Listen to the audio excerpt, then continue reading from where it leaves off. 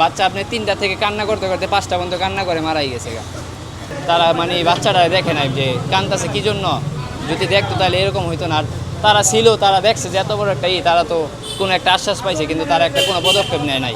এতগুলো বাচ্চা এখানে ছিল, একটা পদক্ষেপ নেয় নাই। মানে এটা বুঝতে পারবে না কেন, মানে আমরা তো ওই সময় যাই নাই, পরে যে গেলাম না, মানে নিজেরা আমরা দম নিতে পারতেছিলাম না।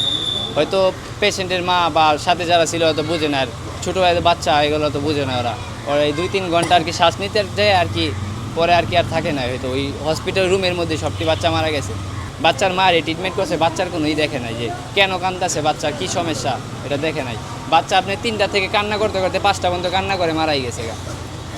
যখন মারা গেছে তো ওই সময় তো মা হয়তো বুঝে না, আমার বলছে আর কি ঘুমাচ্ছে। কিছুক্ষণ পর আর কি হয়তো নাচ বাকিরা দেখছে, ওই সময় আর কি বলছে যে আইসিইউতে নিয়ে যান। মানে আগে নার্সরা দেখে নাই, পরে দেখে বলতেছে আইসিইউতে নিয়ে যান। আইসিইউতে নিয়ে গেছি যে মানে আমি একটা নার্স বা একটা কেউরে পাই নাই, আমরা নিজেরা সব নিয়ে গেছি, যা করছি সব নিজেরা করছি।